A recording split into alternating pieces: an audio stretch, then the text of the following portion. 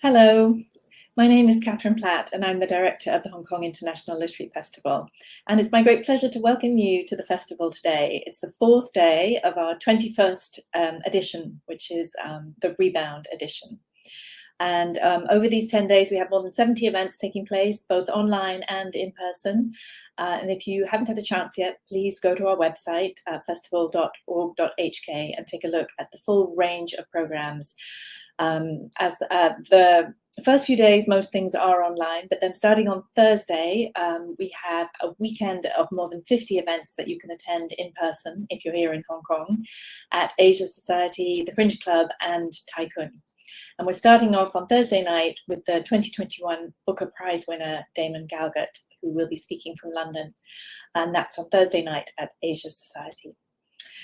But first of all, tonight, I'm very excited to welcome a panel of speakers who are joining us from the UK and the United States, Kate Lister, Tanaya, Narendra, and Sarah Chadwick. And they will be speaking about the history and current reality of attitudes and beliefs around sexual health. In just a minute, I'm going to hand over to Valentin Somma, who will introduce the panel and bring them all on. Just a couple of points. If you're here for the first time on Crowdcast, you can see the comments down the right-hand side. If you have a question for the speakers, if you click on Ask a Question down in the right there, and a box opens up, you can put the questions in there, and the panel will get to those a bit later in the hour.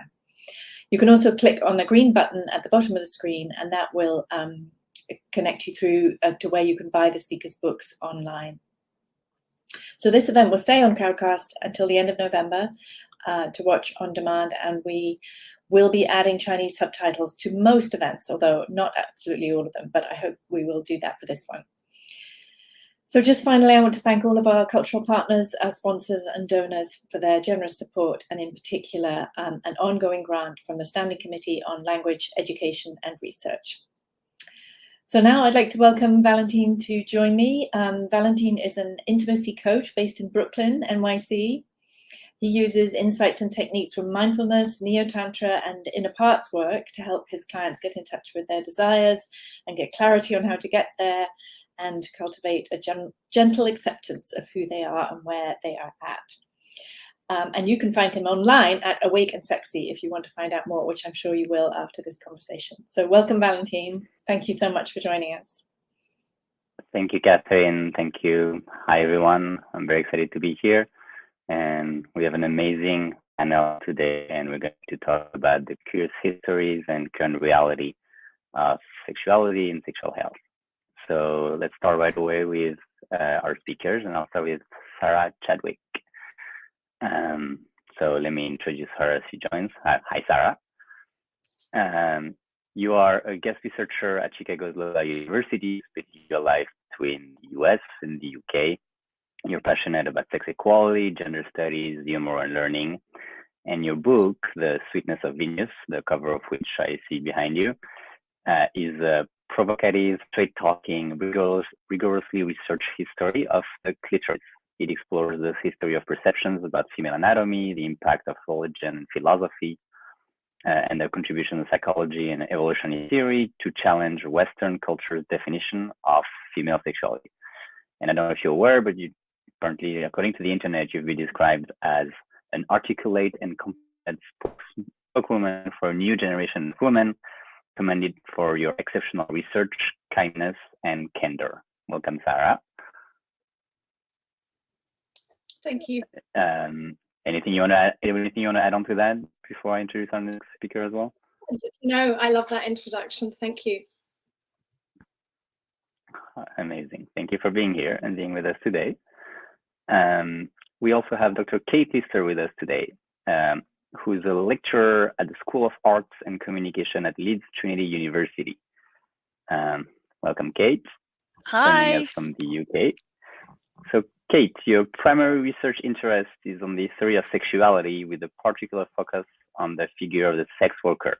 Yes. You currently work with several charities, women's rights organizations, and campaign groups where you use historical research to contextualize the current debates around sex work.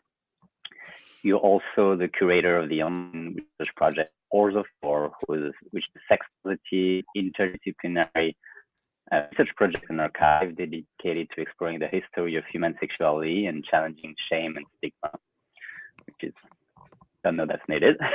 And you're also the author of The Curious History of Sex, which is a fascinating book peppered with surprising and informative historical slang, illustrated with eye-opening, toe-curling, and meticulously sourced images from the past. And thank you, Sarah. So Sarah is showing us the cover of that book.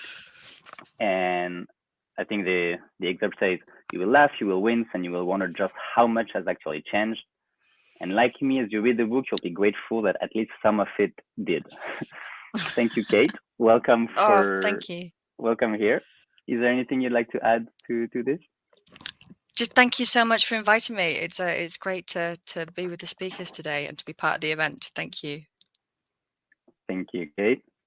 And I'm going to try introducing our last speaker, and we'll see if he's able to join, because I know we had some technical difficulties here. But Tanaya Narendra, Dr. Tanaya, is a medical doctor. She's an award-winning, intentionally trained medical doctor, embryologist, and scientist who's passionate about medical education. She studied for a master's at the University of Oxford, and she's registered as a doctor in England. And she's committed to making public medical education her life goal. She's a medical doctor, but she's also a millennial doctor. She's registered on Instagram, where she has above 500,000 followers, I think 544,000 out of this morning, and where her no-nonsense, jargon-free approach to really anything sexual and sexual health related, from contraception to UTI to periods and pleasure, talking about topics like BDSM, makes her account maybe the biggest one on sexual health on Instagram. I couldn't find any that had on those topics that had a bigger following. And so as far to the extent of my knowledge, that might actually be the biggest one. And I don't remember if I said that, but she spent her time between India and the UK. She also was awarded the Influencer of the Year award in 2020 by SH24, the online sexual health partner of the NHS in the UK. And she's currently writing a book on sex ed for everyone. So it seems that we might still be having some technical difficulties. So from now on, I'm going to assume, also I see in the chat that we have some technical issues. So we will start without Tanaya, and hopefully she's going to be able to pop in at some point. All right. So Kate and Sarah, welcome again. Oh, Tanaya is in the chat. So what I'll do in case you're not able to join tonight, I'll monitor the chat regularly, and if I see you write something, I'll try to comment on it. And Sarah and Kate, feel free to bring my attention there if you notice I don't see it. And let's start with the historical representation of the clitoris. So when you Google clitoris, the first answer that comes up is a small, sensitive, erectile part of the female genitals at the anterior source end of the vulva. And the source for that is the Oxford language. So both on the clitoris itself and on its history, there's a lot more under the hood than it seems. As some of the viewers might or might not know, it's the one organ in the human body that is only geared toward pleasure, and it's actually a lot bigger than the part that we see. Historically, this part was not always acknowledged, as your books talk about at various times in history, is being either completely ignored or actively repressed and mutilated. It kept on being rediscovered by men the way Christopher Columbus discovered America, and so the beliefs and representations around that part of the female anatomy can often be seen beliefs and perspective and opinions about female sexuality in general. So Sarah, your book is centered around the history of the clitoris. So would you like to start and maybe give the broad strokes of those 5,000 years of history in a few minutes? Just first to start. I'll start. I think for me, the really big surprise when I started delving into this topic and beginning to realize that there was a whole book to be written on it is that amongst the dominant thinkers in the West for such a long time, they didn't really believe that the clitoris was a feature of normal women.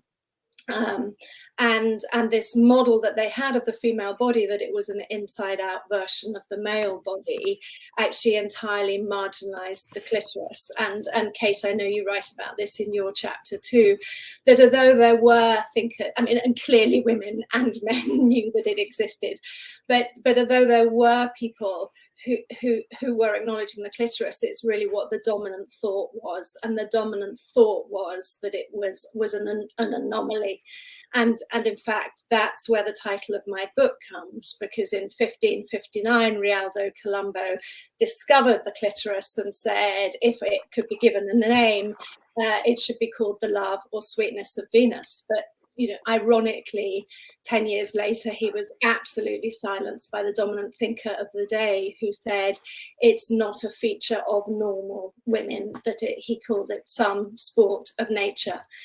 And in fact, as part of my research, I looked at current sex ed books in America for young teens, and the book targeted at boys didn't mention the clitoris. And the book targeted at girls showed it as a small dot on a diagram and said that it was responsible for tingly feelings. And the word orgasm does not exist in the book at all. So I think it's even something we're up against today. And yet this is the full structure of the clitoris. It's not external. It stretches within inside the pelvic cavity and is responsible for female sexual desire and pleasure.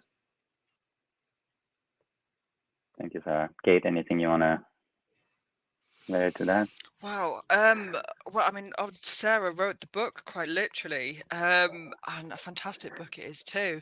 I think the thing that interests me about the clitoris is it kind of there's like ongoing jokes about how no one can ever find the clitoris, how men can never find the clitoris, and it's like it's bizarrely true throughout history as well. It's like you go looking for it, and there are fleeting references to it here or there, and as Sarah was saying, they're mostly tied up with this idea that it's as if it's not something that shouldn't be there, it's something that's very dangerous and that needs to be controlled, and you need to keep an eye on it. It's almost like this kind of like grumbling appendix type of thing. Do you mean like at any moment it could turn women into deranged lesbians? Or there's lots of references going right back to the ancient world where they're basically likening it to a penis, which I suppose is the underlying, I don't know what you think about that, Sarah, it's the underlying fear that it is a penis, that it could, and that it will masculinize women. And you get this kind of fear. I mean, some of the earliest references to it in Western writing are references to it being cut out, to it being to the clitoris being cut away, quite appalling, wince-inducing medical descriptions of what you do with an oversized clitoris. So it is much abused, much maligned, much misunderstood. It comes to be the kind of focal point of a lot of almost everything that's feared about female sexuality. As you were saying in the beginning, its only function is to bring pleasure, and I think that's probably that's its curse and its most amazing thing at the same time, because I think that kind of what underpins a lot of this is that you don't need a penis to operate it. Yeah, and so as you both mentioned, Sarah, please. No, I was just going to say, I think there's this incredible mismatch and acceptance between the penis as an organ of sexual desire and pleasure, and yet if women have something approaching that, the incredible threat that brings, and the idea that a woman with sexual agency will bring disruption and chaos to society, and I think there's throughout we have this complete mismatch in kind of equality and attitudes towards, which is why female sexuality still makes people anxious, I think. Yeah, and as you both alluded, there's this idea throughout history, and maybe still in our current perceptions, of seeing the female sexual organs as really the reverse of the penis, right? Even though, Kate, in your book, you talk about the words for vagina coming from she is the word in English? Yeah, right? The word vagina is it's Latin. It means sheath. It means something that holds a sword. That's its meaning. Mm-hmm. Yeah. And And Sarah, in your book, you have all depictions of what people thought the inside of the vagina might look like, and it's really just the penis in reverse.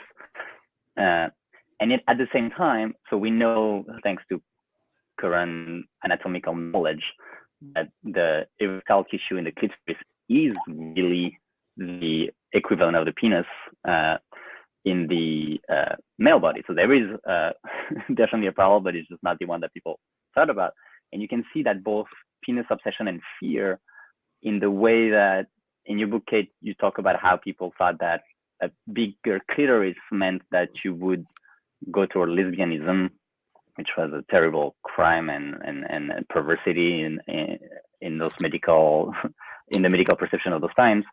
And it's fascinating. Right? If you think about it, you're saying that women who would like other women do it because they look like men.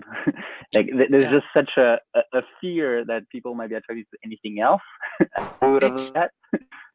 Yeah, it's not so much the fear of like lesbianism as we would understand it today, I don't think, because I'm not sure that the people in the past, like today, you'd say I'm a lesbian, and we all know what that means. If you said that in the 16th century, they would be more confused about what that means. Although obviously same-sex desire has always existed, but it's more the fear that you were becoming like a man, I think, is kind of what underpins it, is that an oversized clitoris would be like a penis, and then a woman who wanted to have sex with another woman was being like a man.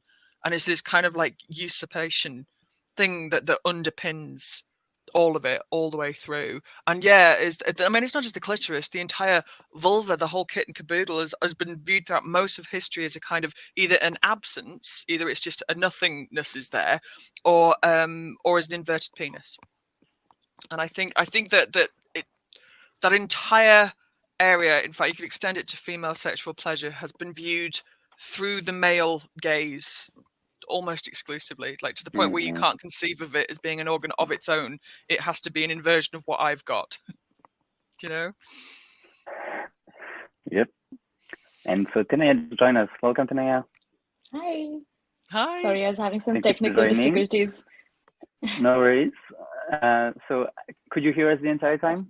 Yeah, I was all through. I was here all through. Amazing. So welcome. Is there anything you'd like to add about yourself first? And then would you like to contribute to this conversation? Yeah, so you've given a wonderful introduction. Thank you very much for that. But I just want to jump on and add the fact that I find it very interesting in the way the subject of female sexuality and the genitals and the anatomy has been treated, like culturally in different parts of the world. For example, in India, in the Kama Sutra, we have a word for the clitoris, which is called Madan Chhatri. Madan means pleasure and Chhatri means umbrella. So it's literally the pleasure umbrella. And because it's covered with a hood, they have this cute little umbrella metaphor going there, which is so wonderful. There's not a lot of reference to it, but there is an understanding that there is something called a Madan Chhatri or a pleasure umbrella that you can focus on. And there's a lot of focus on oral sex and, stimulating the clitoris sexually instead of just focusing on penetration, which I think is a very curious insight if you compare with how we've seen it treated in the other half of the world. Yeah. And Sarah, please.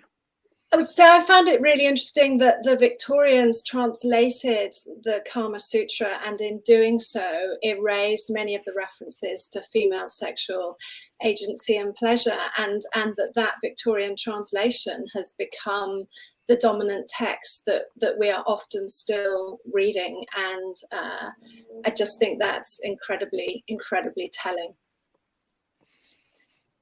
It is a very exoticized and fetishized sort of selling or retelling of the classical texts. Yeah. And what you just mentioned, Tanaya, really showed the contrast with historical representations and judgments around some sexual practices. In Kate's book, I think you mentioned that in some period of history, telling a man that he would go down on a woman would be a terrible insult. Yes. Do you know what? And I think that's only just shifting now. There's a palpable, noticeable shift that it's no longer seen as something that because there was that debate, wasn't there, that kind of furore that kicked off. Was it DJ Khaled who just a couple of years ago said that he would never go down on a woman because he was the man, and that he would get oral sex, but he was like the big guy.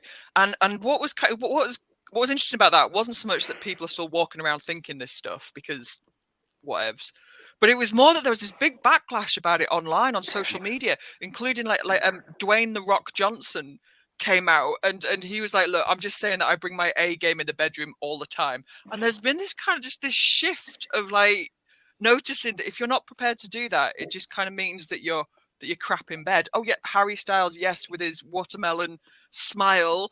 There's been a definite shift, I think, anyway, in this kind of, that it's no longer enough to just kind of think that the penis is going to do it, and long live this attitude. But certainly all throughout history, there's been this kind of, especially if you look at like, I mean, in ancient Rome, I think Sarah will be able to tell me a bit more about this one, but the word for the clitoris was obscene. Was it Ladica or Landica? And it was considered like a really, if like dropping the C-bomb today would be, and it was an insult to say that you would go down on a woman. It was like considered quite weak and emasculating and effeminate, because only lesbians and men without a penis that worked would do that. I think that's where it comes from. It's this fear of emasculation. And now there's been a very nice shift led by Harry Styles, thank you, and others. But this idea that it's not emasculating, it's really good. Please do more of it. Yeah. Thank you, Kate. So I forgot to say that at the beginning. I think Catherine might have mentioned it. If people in the audience have questions, you're welcome to ask them in the chat, and I'll leave some time at the end to try to answer them. So if you have any questions for our presenters, feel free to write them down. And Tanaya, what about current? So your experience with the world of medicine and sexual health in both India and the UK. What are the cultural differences you observe today on perception of the clitoris, for instance?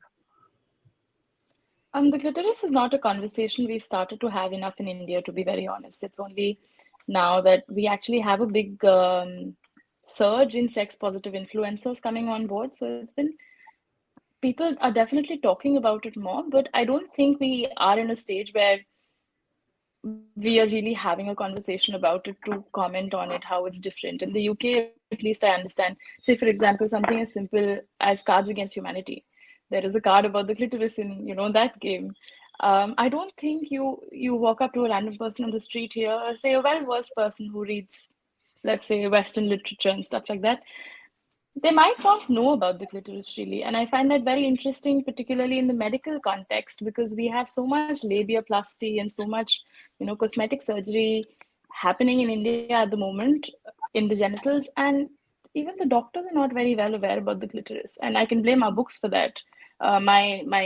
This fat gynecology textbook has this much of a section on the clitoris. So we don't understand, or we're not taught about it in medical schools, or even outside of that, sex doctor is just such a taboo thing that I feel like we have a long, long way for that conversation to come back, which is very sad considering our history. I hear that. Kate and Sarah, anything you want to add on that topic? All right. So the clitoris, as we've mentioned at the beginning, is an organ responsible for pleasure. And as Tanaya just said, often when we talk about anatomy, when we talk about sexual health in general, pleasure is a very taboo topic. And so the conversation has a long way to go on that.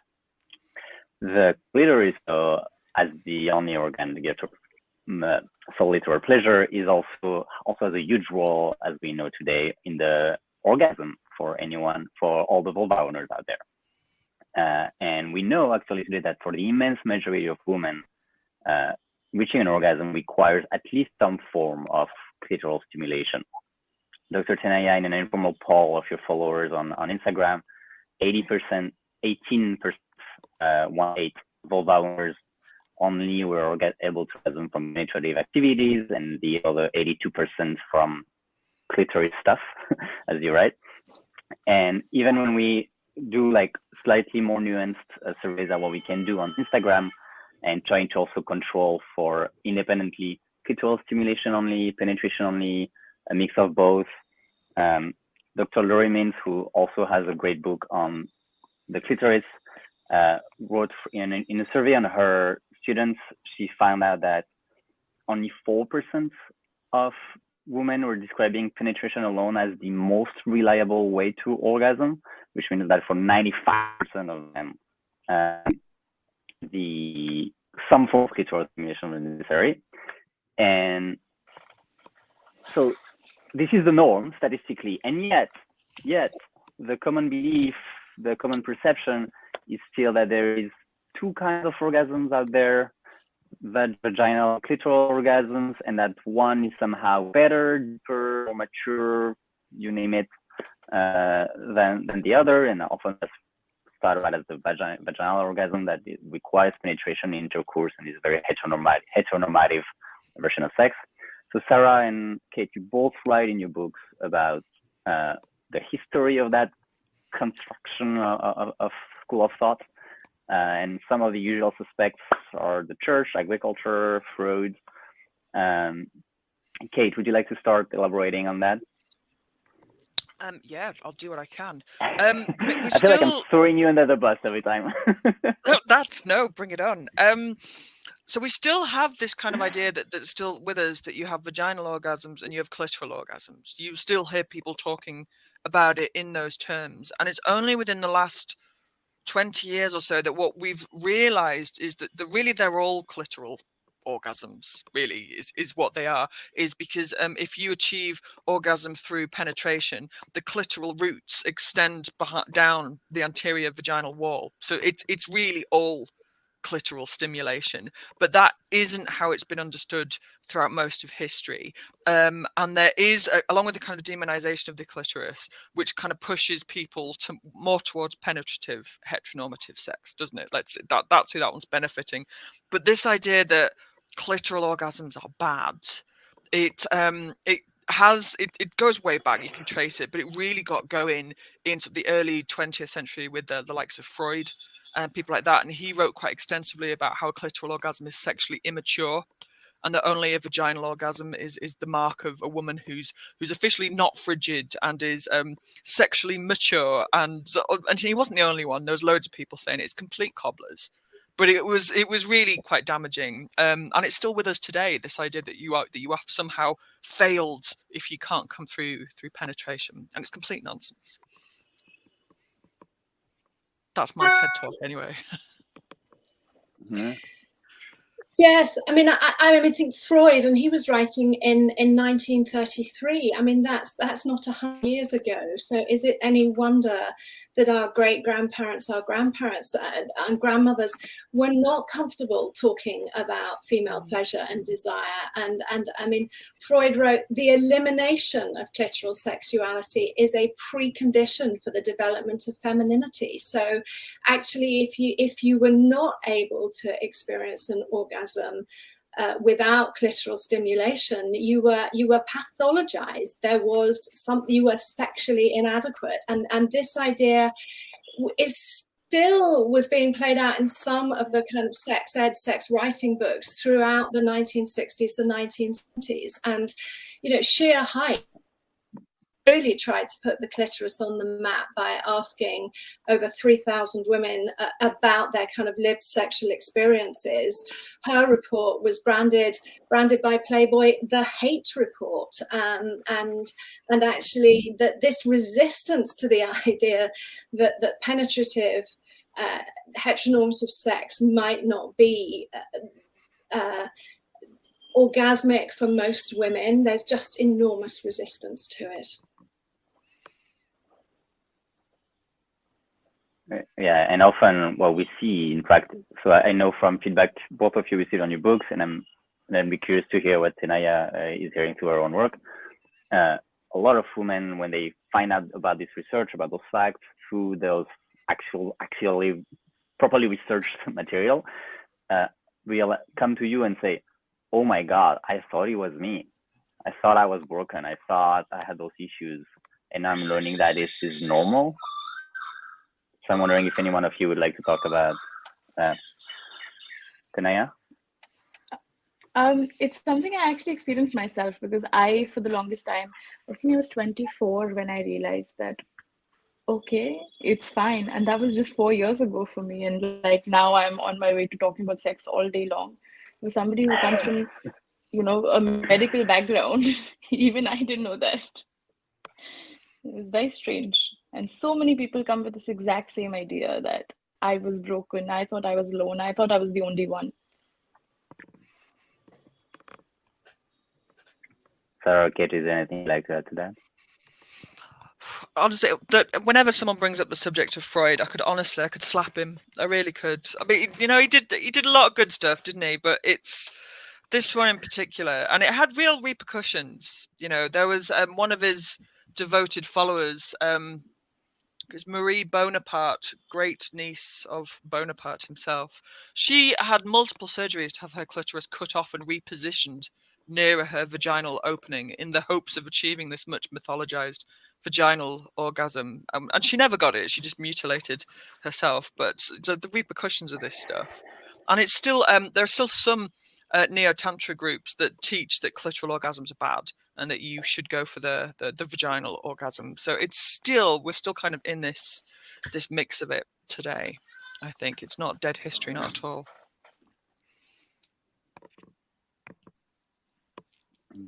Yeah. Sarah, is there anything else you want to add? I would say I think the media plays a huge part in that actually the kind of the hands-free orgasmic experiences that women in so many kind of TV, it's a kind of four thrusts and done kind of model. And I mean, it is incredibly encouraging that there are increasingly shows that begin to show a much more realistic portrayal of pleasure, but it is still the kind of, it's the shorthand, it's the dominant model that we see around us. And research shows that women who are comfortable using the word clitoris are much more likely to be experiencing orgasm in their own lives. And yet, I mean, Kate, you talked at the beginning about the C word, and I think maybe clitoris is the C word. You can't say it on Instagram. I certainly can't advertise my book on Instagram or Facebook because of the C word on it. It still creates huge anxiety. So if we're not talking about it, we're not telling women about it, we're not allowed to say it. Absolutely. I mean, how can you talk about pleasure if you can't even use the words? Do you know what I mean? That it's a real censorious thing. Is if the only sex we can talk about in a public arena is functional reproductive sex, and the rest is considered obscene, then we're really struggling, aren't we? I mean, we're still at the age of trying to battle abstinence only sex ed. So pleasure inclusive sex ed is like so far away right now that it's ridiculous. And we really need it. We need. Oh, is he coming back? Okay, please. No, I was going to say we really need it. We need pleasure-based education. We need consent-based education, and we need porn education as well. I'd put all of those things on the curriculum because we have never had more accessibility to pornography, really extreme hardcore pornography. But what we don't have is education around that, that shows you that pornography isn't real sex. Like even the people in those scenes aren't actually having sex like that. Like if you panned back, you'd see all the people stood around with cameras and booms and somebody eating a sandwich and like the director shouting cut. But we don't teach people that. So like when women are orgasming in porn, it's like this massive Trevier fountain squirting thing. And that's just not, we need to be teaching people it's not real. That's I'm quite passionate about that. But we're a long way off that because we're still in functional sex education, aren't we? Are you familiar with Cindy Gallup's project Make Love Not Porn, which I mean is a fabulous project that invites people to send in real videos of their lived sexual experiences, and yet she has really struggled to find funding for that as a project, and yet Pornhub is part of one of the top 4 data streaming companies in the world, and there is no shortage of funding for those projects, but women looking to create documentaries or porn sites that focus on female pleasure really struggle to get backing or There's a fabulous film, The Dilemma of Desire, by Maria Finizio, who is a highly acclaimed documentary writer, and yet she had to self-fund. It's a really exquisitely beautiful film. She had to self-fund it, and she really struggled to sell it into any of the big streaming sites. And it got even more perverse, coming back to what you said, Kate, on educating people about porn. Proper sex education is lacking so much that a lot of people think are getting the closest thing to sex education through porn, which then has the impact of, because people don't have the critical distance to realize that what we're seeing is not necessarily realistic, that what they're seeing is not necessarily the norm in any way, shape, or form. So some people might really enjoy those sexual practices in the bedroom. Like it distorts all perception about what sexuality should be. And it's not surprising with the lack of education. In the US, for instance, where Sarah and I are based, not even every state is required to have medically accurate sexual education. So even staying in the functional realm, even before talking about pleasure, we don't even have that part. Yeah. But things change. Yeah, please, Tanaya. Even outside of porn, say in popular depictions of very sexually liberated shows, for example, Sex and the City was quite revolutionary in the way it very frankly talked about women owning their sexuality and just going out about town and doing their own thing. But even there was this very strict narrative of penetration leads to orgasm, because it would always be one of the lead characters lying in bed with their hands like this and forced thrust and done, like Sarah says. Yeah, it's funny to see the baby evolution. We see something changing, like, oh, this is great, and then we realize, yeah, but you could have gone that far. you could have gone the extra mile, maybe. And I think Tanaya, in one interview I read about you online, you mentioned Bridgerton, and there's one sex scene in it where there's actually foreplay in it, really pictured as part of something that brings up pleasure. And I remember seeing that, I was like, oh wow, this is really cool, like something more realistic. But then the backlash online was like, does the Duke really think 3 minutes of foreplay is enough? All right, I'll move on to another topic then, and then maybe we'll move on to the questions. Another historical reality around sexuality in general is that of sex work. And it seems to have been around for quite some time, even though, Kate, in your book, you make the point that sex work might not be the oldest profession, that might be closer to medicine, but definitely seems to be about as old as the apparition of money. And you even mention interesting experiment with monkeys, where the second they start having some form of currency, apparently some of them start trading it for sex, which I thought was really interesting. And my scientific background is like, being like, okay, what are all the ways in which the scientists might have unconsciously framed that for it to happen? So I would love to hear more about that. But so around sex work, the one thing that has been quite different, even though sex work seems to have been pretty much always present for recorded history, regulation and the view of sex work has changed quite a bit. And though there is a debate on whether it was ever seen as sacred, there were definitely periods where it was recognized, regulated, taxed, and seen as part of that of the social offering and activities in a city. So I'm wondering if, maybe starting with you, Kate, if you'd like to comment on how today's perceptions and regulations around sex work relate to what we've seen at different parts of history and what we can learn from that. Yeah, so it might not be the oldest profession, but I think that sex is definitely one of the oldest currencies. Definitely, it has an intrinsic value, right? And just because if you take cultures that didn't have money and didn't have jobs, it can't be a job, can it? But it can certainly be traded for things. It's definitely as old as money.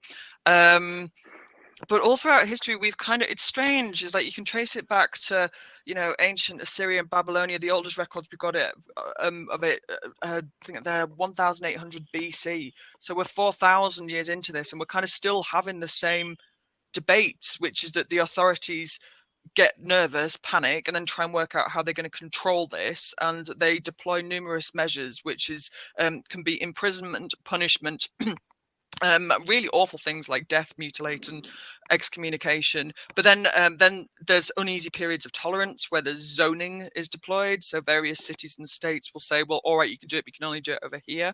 And that's not particularly helpful to the mostly women selling it, because that's still the state saying where, when, and how. And there's also sort of systems of regulation, which again don't really benefit the women themselves. Like France had a system of regulation since Napoleon, which was forced registration of forced vaginal examinations to try and get clean bills of health. So I think all throughout history, women have borne the brunt of this, which is an interesting one anyway, because there's plenty of men that sell sex and there's women that buy sex, but they kind of get written out of this all throughout history. And it's very much focused on women who are doing it. And I think that the sort of the message that you can take away from history is that we have to stop punishing the people selling sex punitively. And we're in a really exciting period in history now, which is that because sex workers have been able to organize, they're able to have their own voices, they've got their own representation.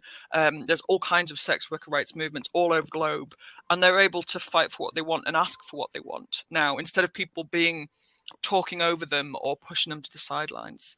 So I think that's a really interesting stage for us, is that we should be speaking to sex workers directly.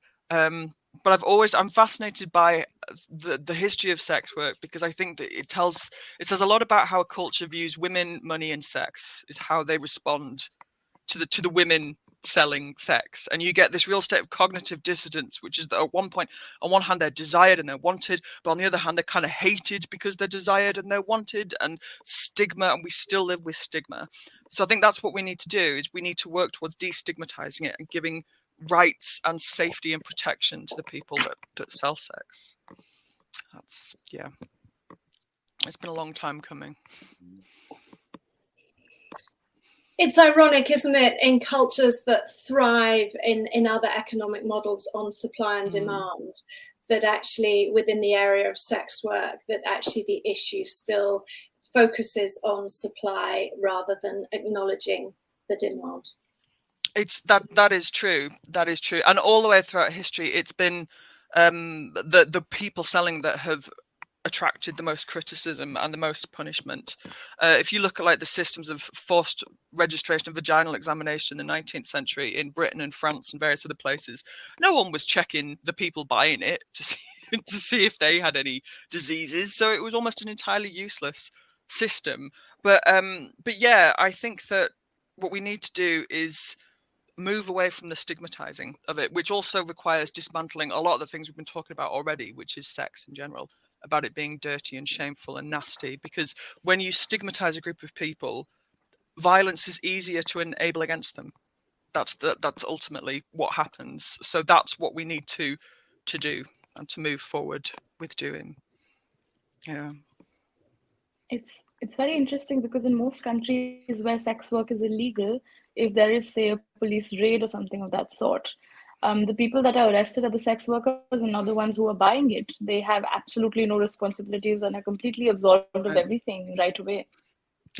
Yeah, and even in countries like Britain, where we've got legalization, which is that it's legal but only in certain ways and certain times, and that's a model that they've got in Germany and various other places, it's always focused on the person selling sex, and they're the ones that disadvantages them. And if you criminalized any aspect of it, it's harder for people to report crimes because they've already been criminalized. You know, if you're already doing something that's going to get you in trouble with the police, why would you report violence? You know. But yeah, so I've monopolized this bit of the conversation. I do apologize, but yeah, I do feel quite passionate that people selling sex should be kept safe and have rights. Yeah, and be heard and have a voice and be involved in conversations around regulation. Yeah, and have a place at the table. In the US, like in the US right now, there's recently a new regulation passed, like I don't remember the letters, Sestafosta, I think, something like this. And the announced intent of that regulation is to fight sex trafficking. However, in practice, it's pushing out all the sex workers from advertising online, because it's holding liable whomever has servers, the physical servers. And sex workers are saying, this is not going to help us. This is going to push us back on the street. This is push us back to our unsafe conditions. So having a voice and being heard. So unless one of you three wants to add something on that topic, I'm going to move to the chat and check on the questions that we might have. I think we had a couple. So first question is to Kate. I haven't read your book yet, but we'll do soon. Of course, there's a lot of negative perceptions toward the clitoris and clitoral orgasms, but were there any positive examples you've come across in your research, either culturally or any interesting anecdotes? So one of the things that's always interesting to look at is you've got to be careful as a historian is what sources you are using, because they'll always skew the data. So if you're looking at the Victorians, for example, and you're reading only medical texts where you've got maniacs cutting out the clitoris and all kind of institutionalizing women because they have a clitoris, except you'd be forgiven for thinking the Victorians just absolutely hated clitorises. But then if you look at Victorian pornography, of which there was lots and lots of written pornography, they're not slagging off the clitoris. They are very, very pro-clitoris. They know exactly what it is. They know exactly how to pleasure it. And so all of these things. So there are positive representations, and you tend to find that in the erotica. If I could jump in and add to that, I found that actually it's 1671 Jane Sharp, who was a midwife, and actually it's again, if you move away from the dominant and mainstream academic works into what gets called kind of vernacular culture, there is a real emphasis on female desire and pleasure and mutuality, and Jane Sharp in her Midwife's Handbook is very clear. And I think she went under the radar because, of course, she was a midwife dealing with women's work in a women's arena.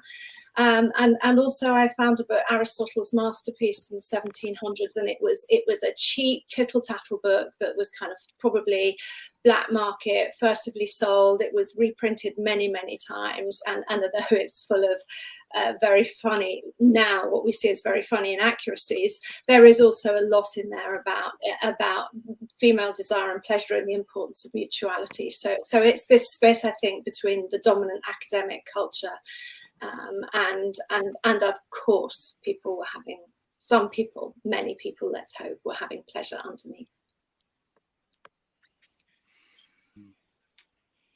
Tanaya, is there anything you want to comment as well?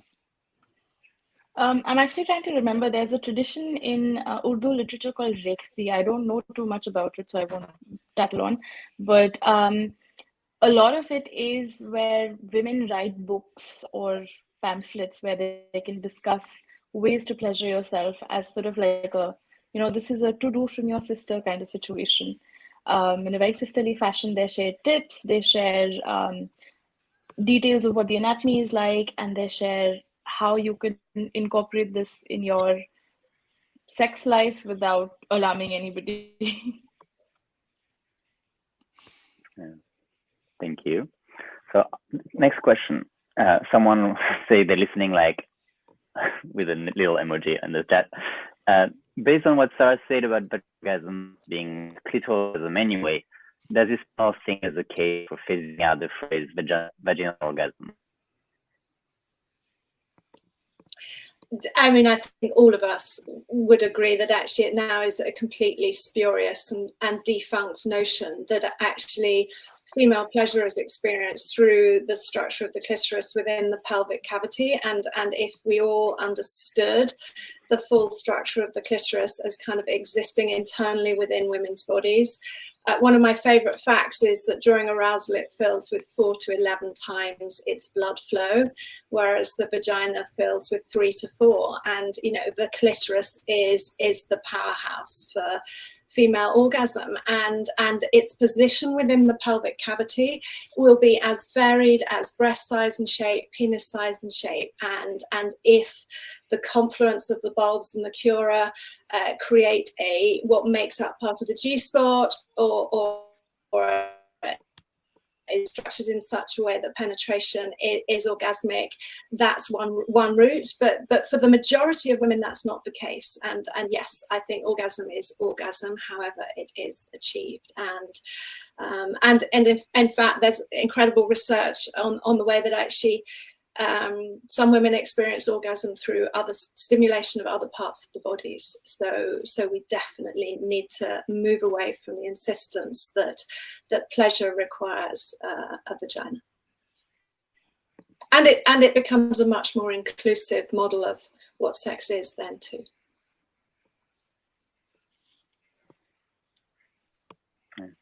Kate, do you want to comment on that? I just agree wholeheartedly. Yeah, I think as long as we're talking about vaginal orgasms and clitoral orgasms, we're not really doing ourselves any favors. You know, it's I can't. What would it be like? It'd be like describing orgasms as with penises as hand orgasms and inside orgasms. I mean, it's just like it's when you actually break it down, it doesn't mean anything, and it kind of reproduces this idea that there's and also it kind of it's not accurate, is it? It's not biologically accurate, and as long as we're saying it, we're kind of not taking the time to understand that it's all the clitoris doing all the legwork there. So, yeah. So definitely, it seems that some kind of clitoral stimulation is involved with any stimulation of the vulva in general. But as Sarah mentioned, there's people, and I know some people who are like that, able to reach climax from stimulation of the nipples, or even some cases the wind on their skin, or thinking about it. And we know from what I tell people as a sex educator, we know from brain science that orgasm happens in the brain first and foremost. If there are different parts of your body that get stimulated and allow you to reach an orgasm, and that subjective experience is different for you, then great, you can call them different names. But anybody tells you that this is better than that or anything like that, it's just about your own subjective experience and what you like more. Quote Emily Nagoski, pleasure is the measure. And yeah, don't let dead white men tell you what you should do in the room. We got one more question. Dr. Tanaya, how has your reception been towards your work in advocating for sexual pleasure and clearing misconceptions towards sex on Instagram in India and the broader South Asian region? How was the reaction among women or men? Any differences, any retaliation? And I'll add to that any marriage proposal. I don't know if you've seen the highlights somewhere, but there has been multiple marriage proposals for some strange reason. No, but I do find that there is a very stark difference in the reactions coming from men versus women. From women, it's usually been, oh, thank you for talking about this. I thought I was alone, or something along those lines. So this was interesting to learn.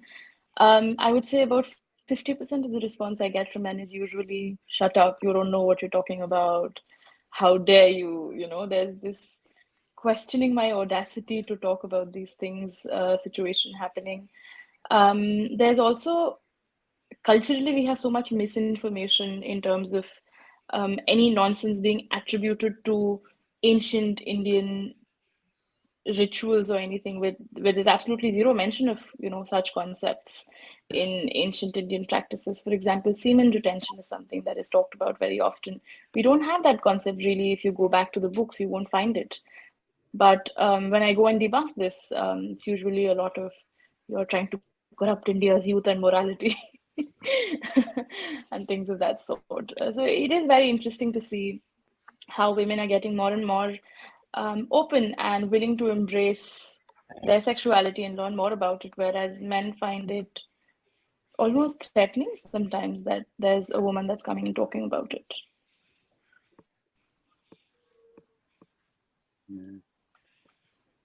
Sarah or Kate, any word on that as well? Or in your own work? I get sent a lot of penis pictures. That seems to be the reaction to it is strange. I mean, I'm in awe of Dr. Tanaya there, fighting a good fight, but yeah, it definitely causes reactions. Is mostly positive, but there's something about being a woman in a public space talking about sex that, I don't know. It brings a lot of people seem to think that because you speak about sex, it means you want to have sex with them. That seems to be a strange misconception somewhere. Or I've not been told to shut up, which is which is good, I suppose. But yeah, is the sort of the constant fetishizing and yeah, getting off on it, I suppose, is an interesting one that I get a lot.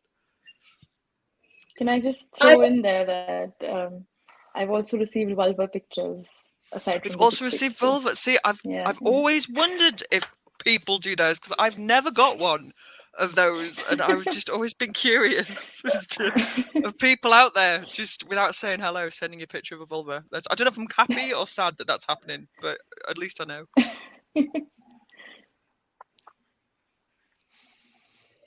I mean, I've certainly been told by potential publishers that they loved the voice of my book, but that they thought the topic was niche, which, I mean, like 50% of the world have one, and 40% of the world should or wants to be engaging with one. But I think, and I never know whether that idea that a woman writing and speaking about sex, whether the idea that is niche is because it's threatening and they're wanting to marginalize it, or whether because people really believe that there isn't an appetite for more education and more knowledge.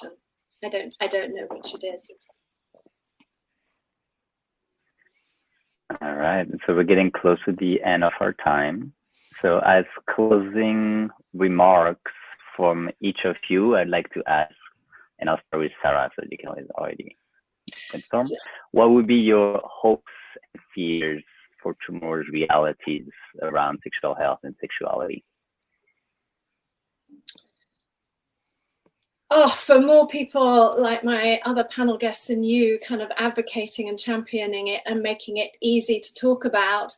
And also some more visibility of the research that is emphasizing that actually people who feel accepted, self-sexualized, confident in their sexuality actually are people who experience greater well-being and are thriving in the world. And I would love for there to be a greater voice and discussion about that.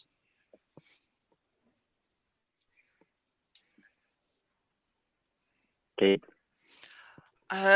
Yeah, I suppose it's just keep talking, keep researching. Don't be scared of your own body, of your own pleasure, and yeah, let's keep talking, because that's the only way that we're going to move forward with this, isn't it? And it's the shame that we need to dismantle.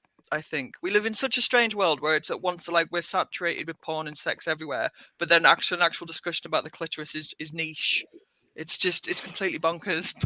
But yeah, keep fighting the good fight, and let's keep the conversation going.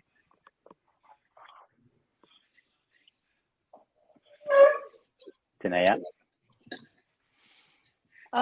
Universal pleasure and consent inclusive sex ed for everyone.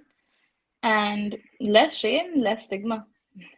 Oh yeah, and if you have a vulva, please, after this panel, find the time at night to take a torch, take a mirror, and see your vulva. We don't do that enough. We all need to see our vulvas. On those words.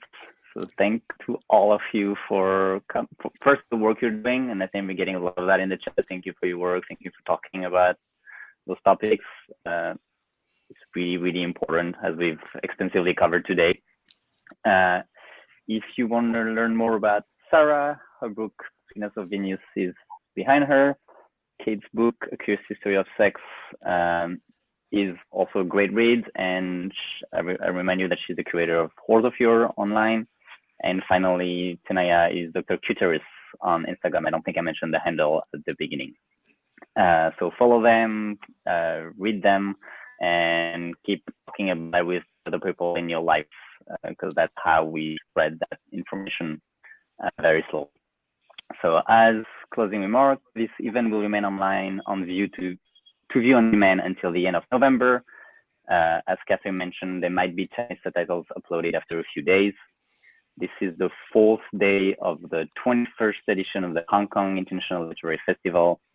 You can visit the festival website for details, and there's more than 70 online and live events between now and the 15th of November. Thank you everyone for joining us. Thank you to our speakers. Thanks very much, and have a great day, night, wherever you are in the world. Thank you so much.